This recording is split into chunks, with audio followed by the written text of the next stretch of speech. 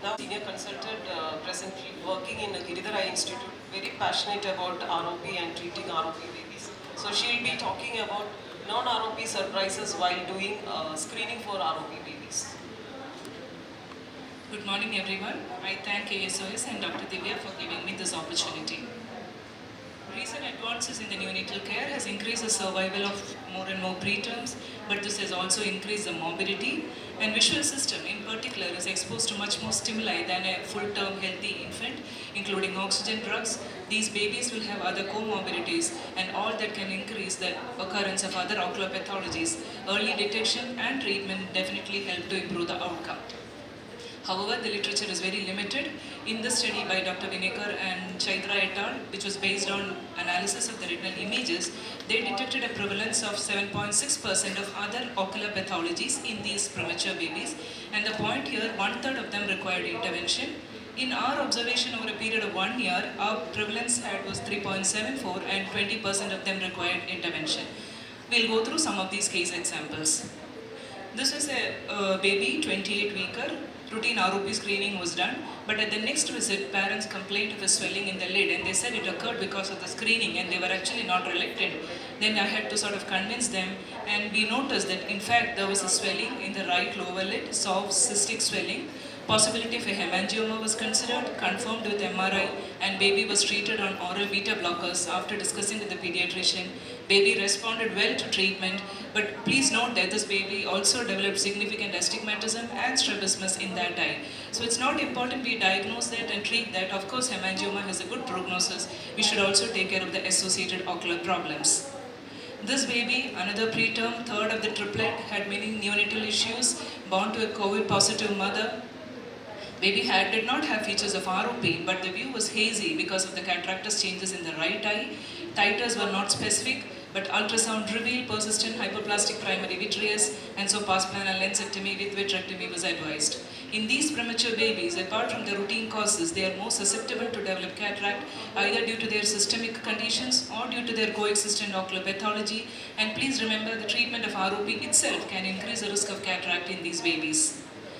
Some findings can be a clue for the systemic diagnosis, as in this case, who had an extremely pinpoint pupil. This picture is actually post-dilatation. We can see the dilatation is very poor, iris was a little hypoplastic. We did not know what was happening, and through the small pupil, all we could make out was a hypopigmented fundus. So systemic workup was done, which revealed features of renal dysfunction, leading to a diagnosis of congenital nephrotic syndrome. And this combination is seen in a condition known as Pearson syndrome, which is due to mutations in the gene encoding for laminin B2. This laminin is present in almost all the basement membranes, including that in the cornea, lens, retina, etc. So it causes pan-ocular anomalies, of which microchoria is the most consistent feature. So any baby with an unusual microchoria better to do renal function, and conversely, in nephrotic syndrome of unexplained cause, it's better to do an ophthal evaluation. We also came across various congenital anomalies, coloboma, because these premature babies are more likely to have growth arrest and development. So look for any associated syndromes, take care of their refractive error, and long-term follow-up for retinal detachment is also important. Cystic fovea, Dr. Anand has already mentioned. We really don't know the cause, but again, long-term follow-up is important because they can have lower visual acuity in the long term. This baby, another preterm, had sepsis, shock, hepatosplenomegaly, antenatally itself high drops was detected. ROP screening, baby was kept for ROP screening, and the titers are also abnormal, but on fundus examination there was significant vitritis, yellowish necrotic lesion over the macula in both eyes, so we suspected toxo, titers were abnormal.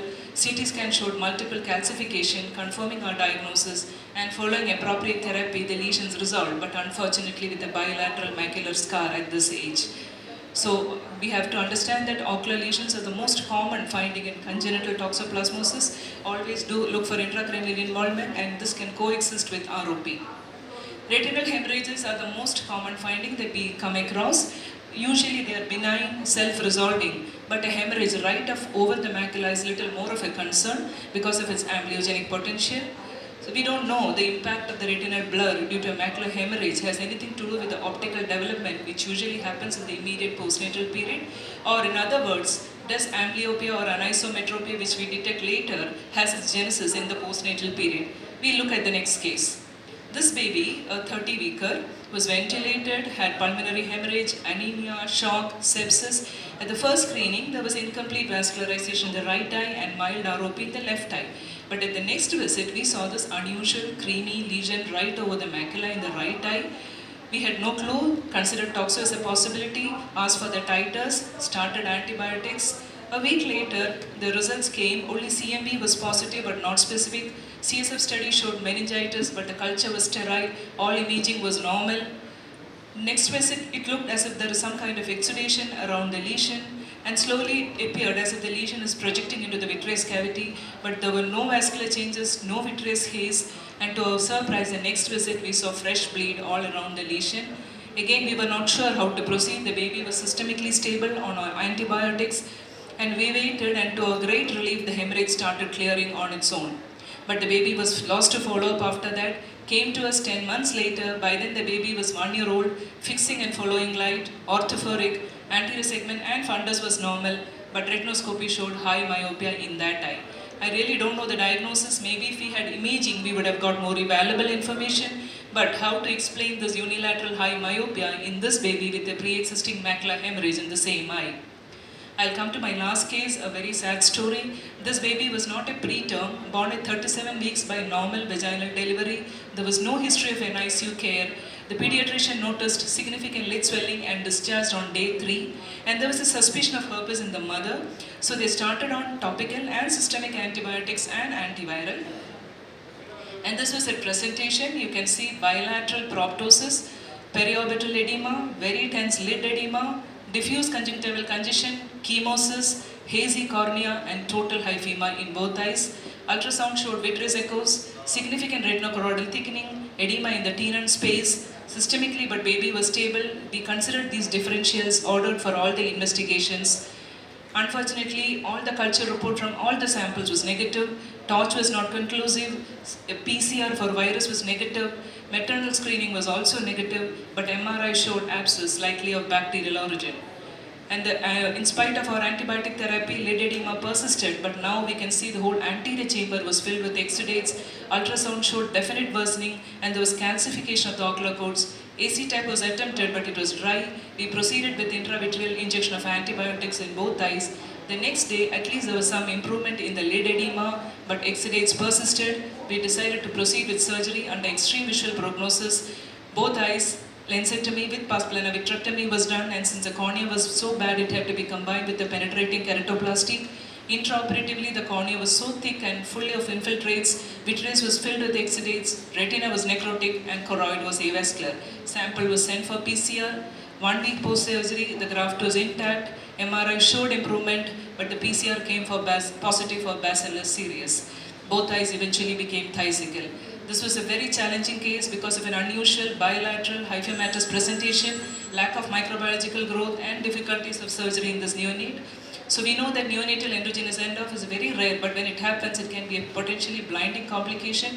It's even more rare due to bacillus cereus, and this causes very aggressive infection because of the rapid multiplication of the organism and its ability to produce toxins. These toxins are highly harmful to the Muller cells and cause severe retinal destruction. So this is a condition where identification and treatment has to be done in a matter of 24 to 48 hours.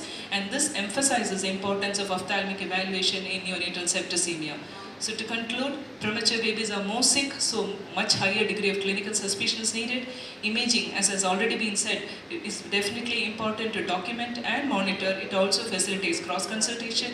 Early detection will help in improving the outcome, and detection and reporting will also help to improve the awareness among all the specialists concerned. And finally, we need to have a protocol to ensure sustained follow-up and to see if there is any sequelae of these pathologies. Thank you.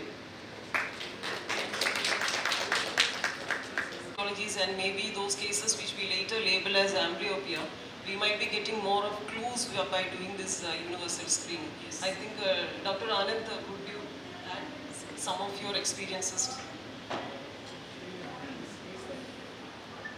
The case that you talked about, high myopia after, we've had a few of those, and when we were looking at what is the possibility of these cystic foveas going into that, we were looking at a theory saying that if emetropization goes wrong at the critical time, then it's a sort of a feedback for the eye to grow longer. So if you did the axial length in that eye, you'd find it's actually axial myopia. So somehow the eye tries to protect itself from a poor hazy vision at the critical time of emetropization, and then up till 2 years they say there's myopia, which you maybe can take care of with at least prevent